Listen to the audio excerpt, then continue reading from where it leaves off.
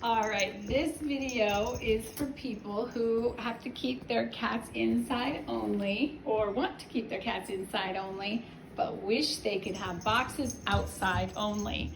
That is the way that I do it, and it's really not that difficult to set something up. So I figured I'll show you how I did it, and maybe it will spark a little ingenuity in you, and you will recognize somewhere around your house you might be able to make this work. So I had 5 children, and every single time, if anyone watching this video has been pregnant, might know what I mean, your sense of smell increases exponentially. So with every single pregnancy, my sense of smell just went off the charts, bionic. So after 5 babies and 5 pregnancies, I now smell electricity leaking out of the wall outlets. So I cannot tolerate boxes in the house. Since I foster high-risk litters of kittens, obviously I do have to deal with it somewhat, because while I'm litter training, it has to be done right inside the house until they have the hang of it. So I set something up like this where I try to block that stuff as much as I can, tuck it away into an enclosed space. I've already made a video about how I do the litter boxes, how I make them, which also helps the smell a ton. So this video is about how to get those boxes outside. The current litter I have is now 8 weeks old. Wait, what's today? Thursday. It might be 9 weeks now. So they're old enough to start using the box outside. So I had 2 inside. I have put 1 outside, and in 48 hours the second one will go outside, or I will just reduce it to the 1 outside and remove the 1 inside, so they will have no choice but to use it outside. So here's how we do it. I live in the Pacific Northwest, where everybody has more decking than housing. Our house actually has 5 decks. So you basically get a mortgage and buy a house, and you have a living room, a kitchen, and decks. So my kids all sleep out on the decks. They don't need bedrooms. No, I'm kidding. They sleep in the house. We have bedrooms too. But you get a lot of decks in the Pacific Northwest, which helped with this situation a lot. So this is our bedroom, and the deck here is really small. I call it more of a balcony. So I was like, this is a perfect one to start this system on. And there is this funny little space back here. I have no idea why someone tucked this little nook back here, but I was like, oh my God, that would be perfect to put the boxes out there. It's protected. I'm lucky enough that it has roof ceiling over it, so the boxes will be protected. So I decided to make it so. What I did was, we have these funny windows in this house where there's a big, huge sort of a picture window, and then it just has the bottom quarter of it has a window that slides up. Now there might be something out there already, some sort of cat door that would fit this kind of window, but even if there was, I probably wouldn't buy it, because I like to do things the hardest way possible. I was born that way. Don't shame me. I embrace who I am. So the hardest way to make this work, which if you're smart, you probably already can think of or come up with or know of a product to do it much easier if you want to do it. But I have purchased this window fan, which in the summers is wonderful. And I put the fan in the window. And this accordion's open and shut, so if I do want to completely shut it, I could. I have it sort of locked in this position, which, believe it or not, even our biggest, fluffiest cat can squeeze through there.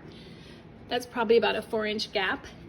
But in the winter, my husband is like, oh my God, it's freezing. Oh my God, you have that thing, and then the cats go outside, and all the cold air just blasts in here. It's freezing.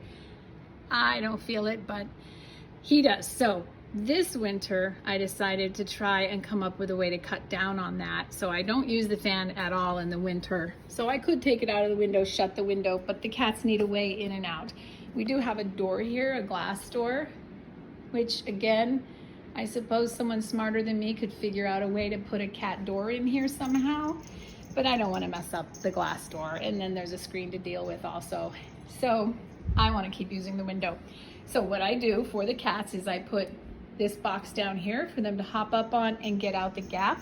And this winter I finally gave in to my husband's whining and crying, and I took a staple gun and I taped several. I took a big tarp, and I folded it up.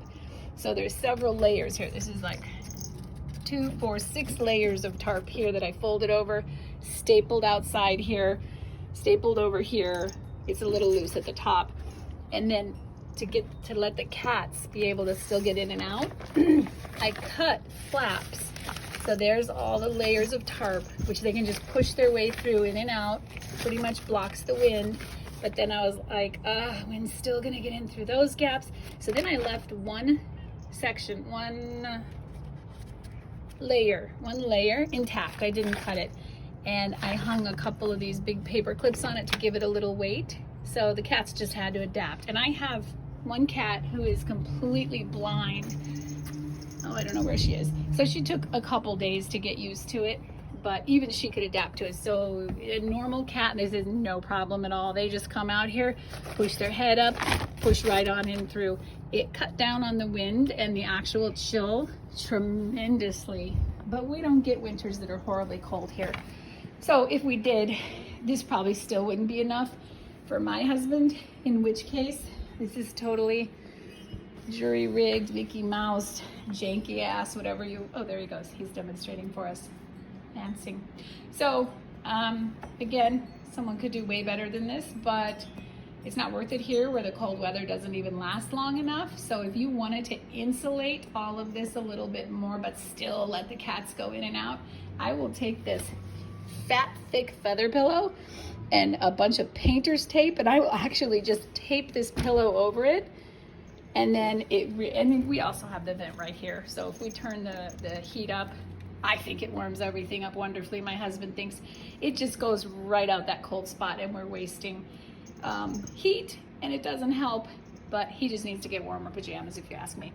So I tape this over. So there's a way to do it yourself without spending a fortune or wrecking your house structure, to insulate it, keep it warm, block the wind, and make something your cats can still use.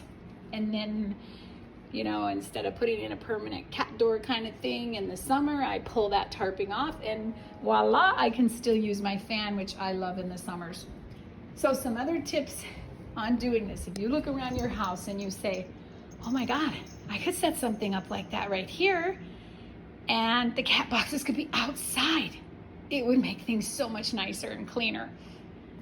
Let me tell you, area rugs are your best friend, because it's rainy here. Our winter is basically rain for 5 months, so they come in with little wet feet. So I have area rugs everywhere during the winter, and they also love to come in and avoid the area rugs.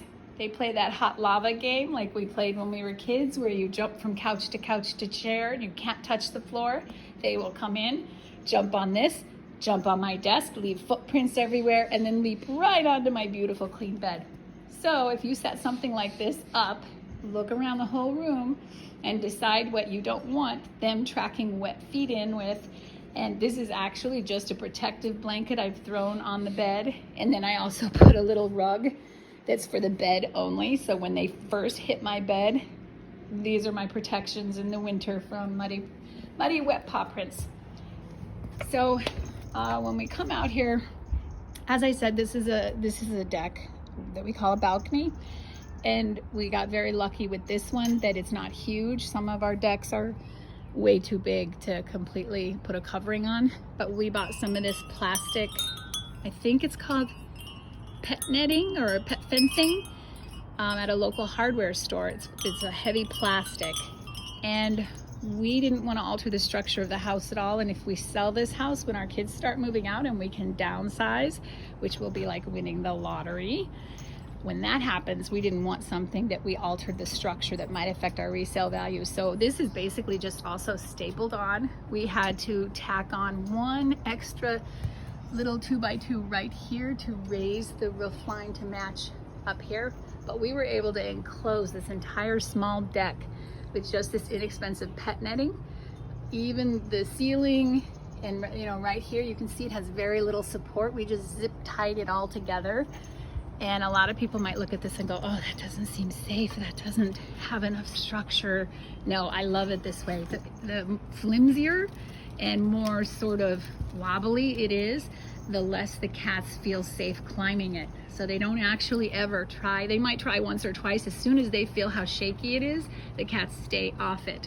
But if I had screen, especially that new heavy duty pet screen, oh my God, they would be climbing it constantly. They would climb it, they would hang upside down. So I like it this way. And it works. And I'm not just talking with my own persnickety couple of cats. I have litters constantly going through my house and growing up here, and all cats that I have dealt with do not like climbing on this stuff if you don't make it too tight and don't add way too much support to it. So if I lived somewhere where I didn't have this balcony, I would probably pick a window in my house that maybe got some good sunlight, and I would figure something out with the window like I just did here with the fan and the tarping, and I would build something like a catio. Like I would come out on the ground maybe 6 feet or so, and I would build sort of a box off my window, put this pet netting on it. I wouldn't use screen because they love catching bugs when they're outside, and bugs still come through this unless you were worried about bugs coming into your house. But if you did this on the ground level and did the same kind of idea with a fan, you could still take a piece of tarp and, you know, not for keeping out the wind, but you could just cut a section of the tarp right here and leave several layers of the tarp that flapped around. Just staple it over the opening. The cat would learn to go in and out, no problem. That would keep bugs out too. So then you could use the cheaper pet fencing, which actually lasts longer. They shred that screen so quick.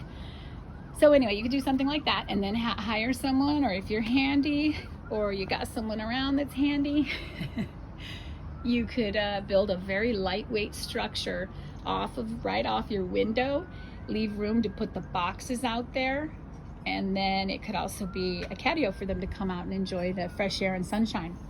So the box setup is as is. I'm lucky enough that I've got a ceiling, a roof here.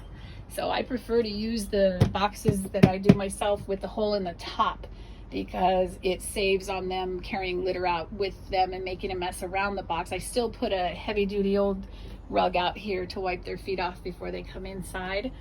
And then this is, someone actually donated this for the litter of kittens. So this is really easy to clean.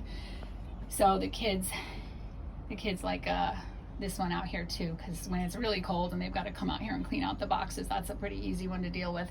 And then this just came out today for the new little baby litter of 8 or 9 week olds. So they are going to have to start coming out here to use the litter box, which at first I put them, to train them to do this, I put them out the window. First I'd bring them outside, let them play around here, let them see the big cats out here, let them see that there's a litter box out here, and then I show them how to go in and out the window. I push them out, and then I sit on the other side and call them to come back in.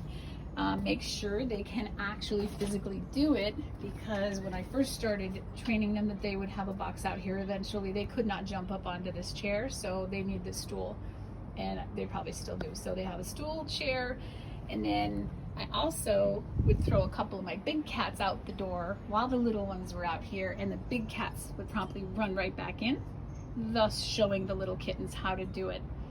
So they learned really quickly. So this is the setup that I have for inside cats with outside boxes. Really easy to do. If I didn't have the decks, I would still find a way to make this happen, because I cannot handle those boxes being in the house and the smells that come with it. And I can't emphasize enough, keep the area clean. I sweep the deck daily. It's part of my kids' chores. When you clean out the litter boxes, you also sweep the deck off, because anything out here is going to get tracked inside. And as much space as you can put between the cats getting inside and the litter boxes, the better, because then they have a chance to track everything off their feet. I love cats. I'm a crazy cat lady, obviously, because I take in these litters and devote so much of my life to helping them. And I always end up keeping a bunch of them, but I do not love their mess when they go to the bathroom, and I do not love it in my house. So I do everything, and I cannot forget the fact that when a cat goes to the bathroom, it basically puts its little handies and feet right in its own toilet and its own mess, especially if they're sick. If you're dealing with high-risk kittens like I do, there's always a diarrhea factor. And much as I love them, I don't want their diarrhea feet where I sit and type or sit and eat or lay down and go to bed and put my face. So to deal with that, this is how I set it up. Boxes are outside. They have this whole nice damp wood to track stuff off before they get in the house. As soon as they get in the house, they hit rugs. That helps clean their feet off a little more. If they're gonna jump on my bed, there's at least always one layer that I take off when we go to bed that I keep on it during the day that's protective also. So yeah, that's how I minimize dealing with cats in their litter boxes. Get them outside if you can. Make them walk it off before they come inside. I don't even know if I love my own kids enough to deal with poopy feet tracking around my house. And well, obviously, now there are some exceptions to making them go outside constantly. It doesn't get that cold here, but even when we have ice and snow, the cats still use the litter boxes outside. In general, cats are pretty hardy when it comes to extreme climates, and to go outside and do their business is pretty brief, pretty quick trip. So I don't bring the boxes in for severe weather, unless if I had a very elderly cat, obviously, that would have a lot of accidents in the house, then I would bring the boxes in. If I have sick cats, now when these little babies have diarrhea really bad, oh no, the boxes will be as close as possible to where they rest and where they eat. Then I'm willing to deal with it, because if you try to make a little kitten with diarrhea go outside and go find its box all the way across the deck, you are gonna have messes everywhere in your house.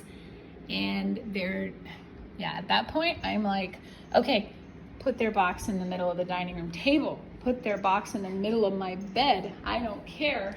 Just for the love of God, don't let these little shittens go all over my floors and rugs and house anymore. I'm kidding. I really wouldn't want their boxes there, because then you're gonna have their little mulchy raisins planted right on your bed and your tables. But you get my meaning. This system is for cats who are healthy and active and not distressed by it. But I have to say, my cats love it. They feel wild. They love going outside. They love their boxes out there. They love the fresh air. And I have never had cats that have accidents in the house. I really think they associate going to the bathroom with being outside to some degree, that you're not supposed to do that in the house. And that's a cat instinct when they're wild or feral. So I think it really works. I think it helps in a lot of areas. It helps not have accidents in the house. It helps them litter train quicker. And I don't ever have outside cats or let them outside, except for these litter boxes in this protected area. So I feel really good that they can experience some outside life safely, and I can have a nicer house. So there you go. I hope that helps somebody think of something they might be able to set up around their own house that would work. Makes life a lot nicer.